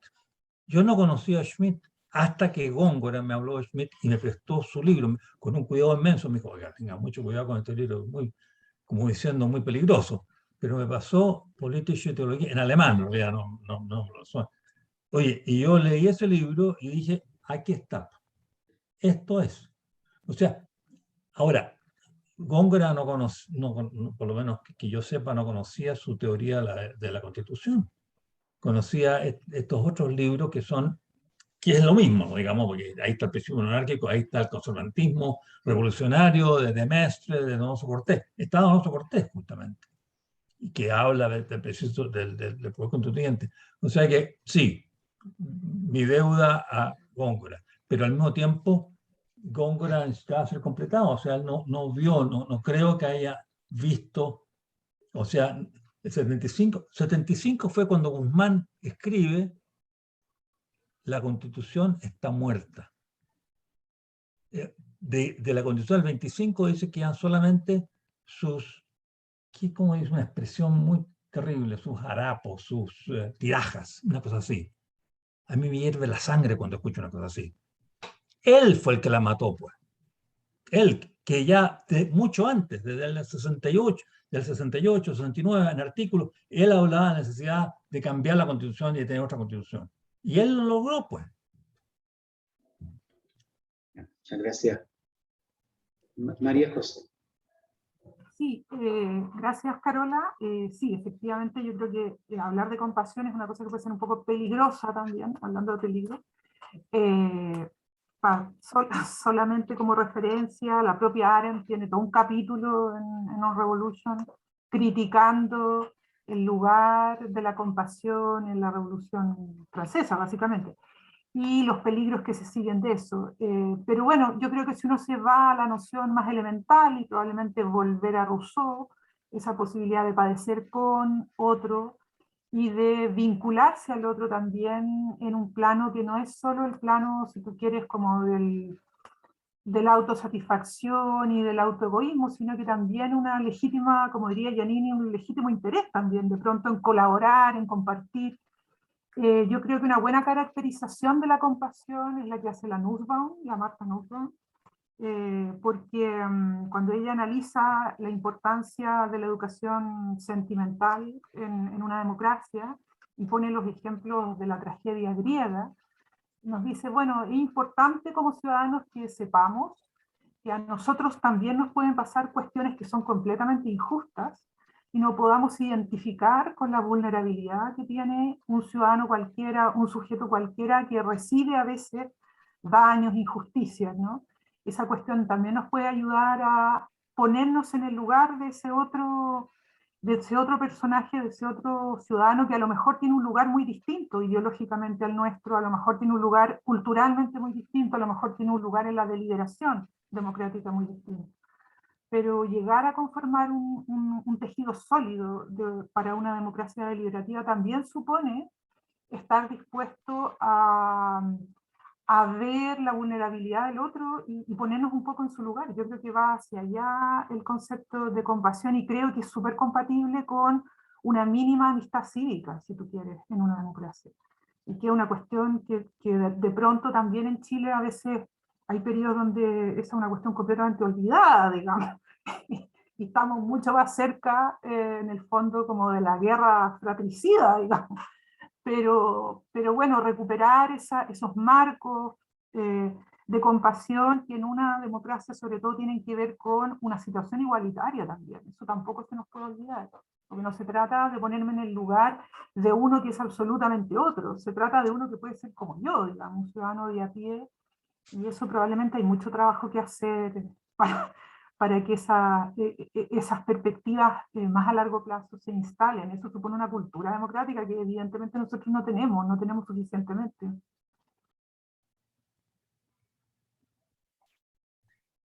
Gracias, Carolina, por la pregunta. Voy a tratar de ser lo más breve posible para responderla, porque veo la hora y quiero dejar tiempo para las preguntas que quedan. Pero sí, decolonizar la Antártica, ¿qué significa? Bueno, lo voy a tratar de decir, tratar de resumirlo, pero básicamente mi idea es que los reclamos territoriales que se hicieron en la primera mitad del siglo XX, si uno los analiza desde un punto de vista de justicia, ni siquiera de justicia global, pero de justicia, no alcanzan para justificar los territorios que reclaman, ¿ya? O sea, cuando Antonio Neus gana, que es uno de nuestros primeros antarcticólogos, dice que tenemos 1.250.000 kilómetros cuadrados de nuestra exclusiva y verdadera propiedad. Es esa idea la que quiero cuestionar, ¿ya? Y cómo analizo, o sea, cómo voy viendo los fundamentos que los países dan y cómo en el fondo los critico. Bueno, en el caso de Chile, hay argumentos, dicen la ley antártica chilena, de hecho, en el primer artículo, que hay argumentos geográficos, históricos, jurídicos y diplomáticos. Solo para hablar del que creo que Chile enfatiza más, que es el histórico, ¿ya? Que la Antártica tenemos un derecho histórico sobre la Antártica, dice Chile, ¿ya? También dice lo mismo Argentina, para oponerse al reclamo imperialista del Reino Unido, ¿ya? ¿Y cuál es ese fundamento histórico? El fundamento histórico es el Tratado de Tordesillas de 1494, por el cual se dividió el Nuevo Mundo entre dos potencias europeas, tratado que nunca fue ni siquiera aceptado por el resto de las potencias europeas, ¿ya? Y que por el principio de uti possidetis iuris, cuando Chile se independiza de España, hereda las divisiones administrativas del tiempo de la colonia. Y como la Antártica era hipotéticamente, porque ni siquiera se sabía bien qué era, ni cuánto había, ni no se sabía nada de la geografía del continente mismo, pero se especulaba que había un continente ahí, es esa especulación, ese derecho a ese territorio especulado, el que constituye el derecho histórico de Chile sobre la Antártica. Eso a mí me parece de locos, perdón que lo diga así, pero creo que es esa idea la que hay que cuestionar. Y es colonial por transitividad. O sea, si una potencia como España, si ese reclamo de España no fue colonial, ¿qué lo fue? Y Chile lo hereda y lo ratifica, ¿ah? Y lo hace propio.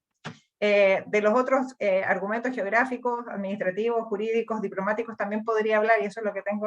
Les puedo mandar el paper a los que estén interesados, porque me encantaría saber sus comentarios. Pero esa es básicamente la idea. Y que se contradiga o que en el fondo haya una cosa colonialista en los tratados, sí, es verdad. O sea, eso es un riesgo y eso es algo que viene al proyecto.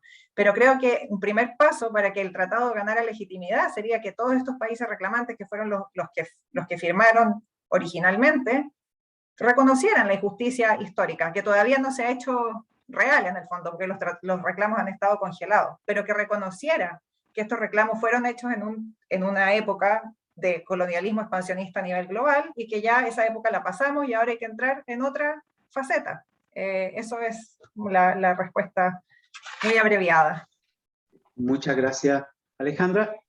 Por ahora hay dos intervenciones que son las de Olga Grau y de Cristóbal Bantini, con lo cual estaríamos cerrando. Ah, y yo tenía una pregunta para María José, que nunca la registraron, parece, pero se la puedo hacer después, no importa. No, si quieres las hace ahora, no hay ningún problema. Bueno, muy brevemente, más que una pregunta, en realidad era, bueno, sí, en verdad era una pregunta, pero una pregunta y un comentario. Cuando hablaste de indignación, me acordé mucho de la teoría de los sentimientos morales de Adam Smith, porque para Smith también el origen de la justicia es la indignación, el resentimiento. Entonces, totalmente, la indignación cabe ahí como el origen de la justicia. Y en cuanto a la desesperación sí, nos puede llevar a tomar decisiones apresuradas, precipitadas, quizás no muy meditadas. Entonces, ¿cómo canalizar la desesperación de manera productiva y positiva? Gracias. Bien.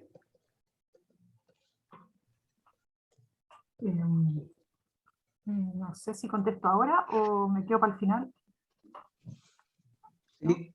Podemos dejarlo al final, me parece interesante. Mejor, vale. Olga, por favor, profesora.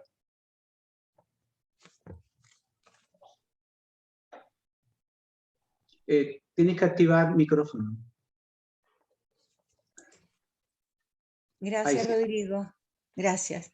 Y bueno, muchas gracias, Renato, María José y Alejandra, por las exposiciones que son muy sugerentes y darían para estar varias horas juntos, ¿no? Acá en esta ocasión.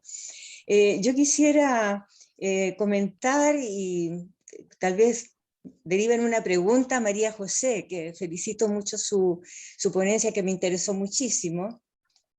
Y claro, tú estás trabajando ahora con las audiencias, que me parece material extraordinario, pero también tendríamos que recordar la cantidad de grafitis que pudimos, ¿cierto?, recorrer en las calles de Santiago en un momento tan significativo como fue el estallido, donde ahí también hay un despliegue emocional muy potente que ha sido de alguna manera elaborado en algunos ensayos, columnas, ¿cierto?, pero que no se les ha dado toda la relevancia que tienen, ¿no? Y yo diría que lo que ahí se ha expresado y lo que se sigue expresando es una cierta urgencia del deseo, que yo creo que tal vez ese concepto sería bueno tenerlo en cuenta, ¿no?, para trabajar con el asunto de las emociones y también de los sentires, ¿no? Porque el sentir permanece por un tiempo más prolongado, como por ejemplo yo diría que algo que nos acosó, nos tuvo acosados, ¿no? Y que puede seguir haciéndolo, que es una suerte de escepticismo. O sea, tú decías algo muy interesante, que la desesperación es un dolor que aparece de manera violenta y desafía la esperanza. Yo creo que hay algo de desesperanza, ¿no?, en nuestra mirada política, porque nos ha costado mucho todo, ha sido muy duro todo, ¿no? Y se negó tanto tiempo el conflicto, o no se le dio lugar al conflicto en esta política de la dictadura del consenso, podríamos decir, ¿no? Entonces, quizás preguntarte de qué manera el escepticismo tiene también lugar en la rabia, ¿no? Es decir, porque el escepticismo no es necesariamente una pasividad y una detención, ¿no?, sino que está animada también, ¿no?, y explota, ¿no?, lidiando con un estado de las cosas que es insoportable. Porque, y con eso termino, ¿no?, con eso del deseo. O sea, creo que estoy un poco dispersa porque siento que falta tiempo. Disculpa. Y también algo, Renato, que nosotros estamos infligidos por una tremenda herida, ¿no?, en lo político. Y esa herida ha acontecido en distintos momentos desde la dictadura, ¿no?, y desde antes incluso de que se impone la dictadura militar. Y Chile tiene una cultura muy complicada, que es una voluntad de institucionalidad muy grande, ¿no?, y de legalidad muy grande. Entonces, por ejemplo, ahora tenemos la situación que tú señalas, ¿no?, de un momento constituyente, pero que está autorizado por una constitución previa. Pero eso no le resta el valor potente y revolucionario que ha tenido, ¿no? Sino que tal vez acicatea más incluso una voluntad política de composición otra respecto de la política. Pero sabemos, y ahí viene el lado escéptico, ¿no?, que todo siempre es muy difícil y hay que articular ese hiato, que yo diría que es un hiato permanente, que señalaba la María José, entre el ya no más y todavía no. Yo creo que nuestra estructura política siempre va a tener esa constitución como hiatal, por decirlo de alguna manera, ¿no? Bueno, son cosas lanzadas nomás. Sugiero lo siguiente, para poder cerrar luego sin dificultad. Cristóbal, que realice ahora tu intervención, de manera que Renato, que recibe una pregunta más, María José, cierren, digamos, como invitados también, y si Alejandra quisiera también decir algo al final, si es que lo es. Cristóbal. Micrófono para Cristóbal. No. Ahí sí, gracias. Ahí, vale, perfecto. Sí, muchas gracias. Nada, bueno, primero que nada felicitar a las tres exposiciones que estuvieron tremendamente interesantes. A su manera todas cuestionan ciertos lugares, digamos, bastante centrales del pensamiento político moderno. Pero yo me gustaría concentrarme un poco en una tensión que hay entre Renato y la María José, que encuentro muy interesante, digámoslo así, que es la siguiente. Yo estoy de acuerdo contigo, Renato, en que tú haces una oposición al caso del golpe militar para sostener que acá no hay interrupción constitucional, por decirlo así, frente al nuevo proceso constituyente, y habría una cierta continuidad institucional versus interrupción institucional que caracterizaría los procesos previamente revolucionarios, ¿no es cierto? Y yo estoy de acuerdo con eso, y yo diría que de hecho es un logro, digámoslo así, como país, haber logrado marchar dentro de una reforma que se produjo en el capítulo 15 de la Constitución, con el Acuerdo por la Paz, y con el proceso que en definitiva se abrió a partir del apruebo en el plebiscito, que dio paso a la reforma del capítulo 15 de la Constitución. Pero a mí lo que me pasa con tu exposición, que se centra mucho en la noción de poder constituyente originario y luego poder constituyente derivado, y pongo un paralelo que tú formulas entre los dos, es que en tu exposición yo echo de menos el lugar significativo que tiene dentro de nuestro proceso el estallido social, los movimientos sociales. En general, dentro del panorama que tú bosquejas, hay un cierto silencio al respecto, lo cual no es menor, porque si tú lo piensas, esto jamás hubiese ocurrido si no hubiese sido por el estallido social. Y digámoslo también, hay una cierta dimensión del conflicto que hace posible esta puesta en cuestión de un orden establecido, y más concretamente, una cierta dimensión de un poder destituyente, digámoslo así, que tienen los movimientos sociales. Fíjate que si tú miras los distintos experimentos históricos donde han habido asambleas constituyentes, tanto en Latinoamérica como en Sudáfrica o en la India, tú en esos procesos siempre tienes, o siempre están precedidos de un momento de alta inestabilidad social, ¿no? De mucha conflictividad a nivel social. Por lo tanto, el conflicto, y una dimensión del conflicto, por cierto, es la violencia, da cuenta de una condición de vida en común que simplemente ya no es posible. Y detrás de eso una cuestión aún más fundamental, que es el problema del poder. La violencia, por cierto, es una forma de poder. Me ocurre con tu exposición que siento que es excesivamente institucional, por decirlo así, o el acento es excesivamente normativo, y olvida esta otra dimensión.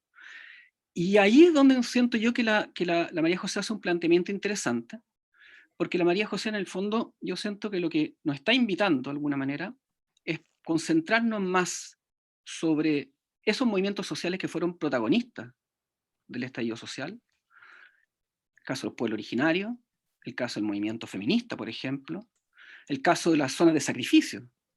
Y cada uno de esos movimientos sociales tiene la característica de estar ligado a ciertas experiencias, y ciertas experiencias concretas de injusticias que son inseparables de ciertos contextos, o un cierto pensamiento contextualizado, como diría el filósofo Ricardo Salas Astrain.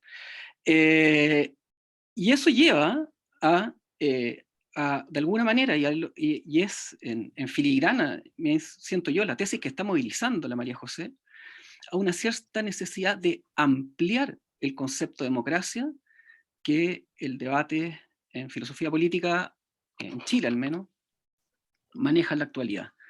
Me parece que es sugerente el punto que levanta María José y que opera con un cierto contrapunto a tu exposición, Renato. Me gustaría que te pronunciara al respecto. Oye, clarísima tu exposición, Cristóbal. Pero creo que el puente entre yo y entre María José y lo que yo dije es que me parece que es, digamos, la manera de conciliar las dos posiciones es que yo vería a la convención como una continuidad del estallido. O sea, justamente el sentido de esos sentimientos de ira, esos sentimientos de desesperación que muy bien describe María José y que en realidad son sorprendentes, en realidad, porque una convención, como decía, debería ser una cosa más razonable. Esta convención va a tener que discutir cosas muy precisas, muy concretas, muy, ¿qué te dijera?, muy banales.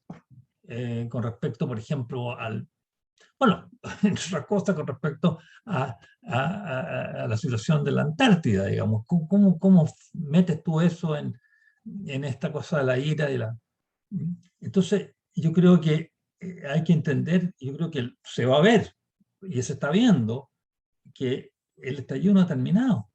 El estallido, digamos, sigue en una nueva fase que se está expresando en la convención. Y eso me parece, no sé, yo no, como digo, no vivo en Chile, yo no viví el estallido en Chile, no estaba en Chile para el estallido. Así que no sé qué efecto está teniendo esto en la convención.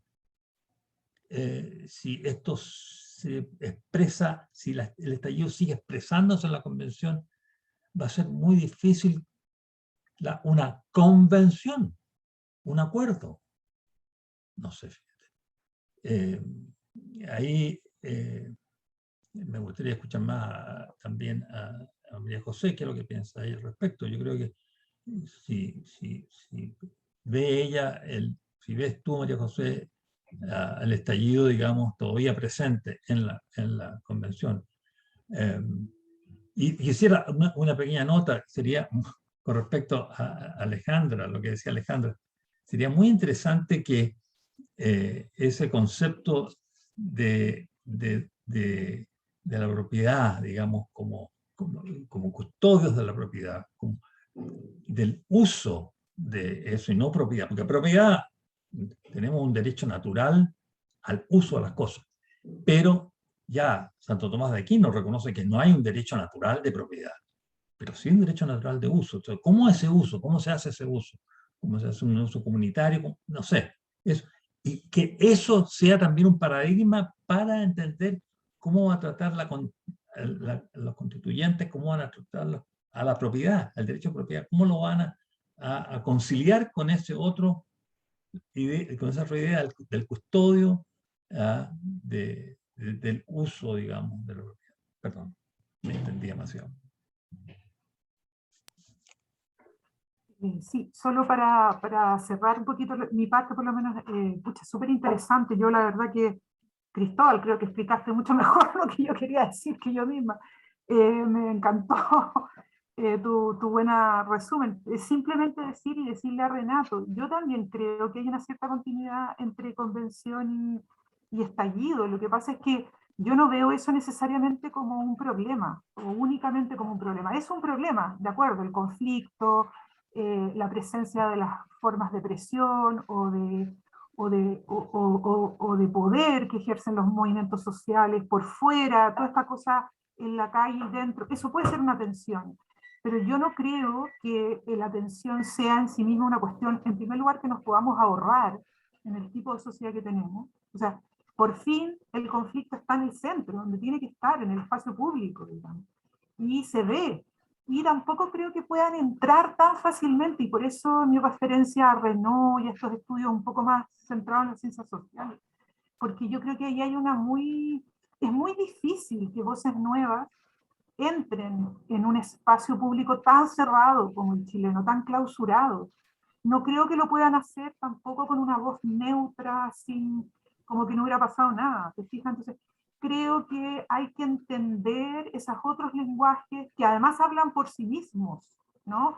Como bien decía Cristóbal, no es que los movimientos sociales se conectaron necesariamente con un partido político, es que llevaron a sus propios representantes y están ahí, y estaban en la calle también. Entonces, esa continuidad a mí no me asusta tanto, creo que eso también es un poco la democracia. Va a ser una democracia más difícil, sin duda. Es una democracia que esta constitución va a tener muchos problemas en conformarse, pero se parece un poco más a lo que somos y probablemente pueda construir un proyecto más a largo plazo. Pucha, me encantaron las otras manos, me gustaría contestarles también, pero no alcanzo. Solo para contestarle a Alejandra, que sí, Smith está ahí de todas maneras, y, o sea, Adam Smith, me parece muy interesante la tradición ahí del empirismo, porque también trabaja mucho la cuestión de los sentimientos morales en otro registro, pero que vale la pena revisar, y conectándolo con lo que planteaba la Olga. Claro, una cosa es la desesperación y otra cosa yo diría que es la desesperanza propiamente tal. este autor norteamericano Steinbock distingue, y es una distinción súper fina, creo yo. Una cosa es estar desesperado, pero todavía tener esperanza de que algo resulte, tener, como él dice, la última esperanza, y otra cosa es haber perdido cualquier esperanza. Que yo creo que nosotros un poco en Chile, como bien señalaba Olga, como que de alguna manera nos batimos entre esos dos como sentimientos, y es complicado. Yo creo que la desesperación en tanto activa también y da urgencia, por eso es importante la desesperación. También puede decir, oye, necesito que esto se responda ahora, necesito que alguien me vea ahora, y visibilizar esta demanda. Por ejemplo, en el caso de los pueblos originarios, muy claro, no tengo más tiempo, no puedo esperar a que ustedes se pongan de acuerdo hasta el final de los tiempos, sino que esto es una urgencia. Creo que ese valor de urgencia lo tiene la desesperación, y creo que puede aportar, ¿no?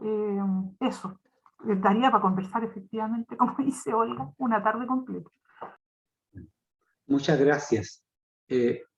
Yo creo que hemos cumplido, digamos, con una mesa más que interesante, que deja interrogantes, dilemas, instala cuestiones que necesariamente como sociedad nos tenemos que preocupar. Les quiero dar las gracias a Renato, a María José, a Alejandra y a todos los que hoy día asistieron por las fantásticas exposiciones y ponencias que nos ayudan, y curioso, a levantar más preguntas y más temas. El Congreso se inicia y la tarde tenemos el acto inaugural a las 6 a las 18 horas. Muchas gracias a todos y a todas por su participación. Y nos seguiremos Un abrazo, viendo. Olga. Un abrazo a todos. Muchas gracias. Gracias a todos. Gracias por la invitación. Gracias, gracias.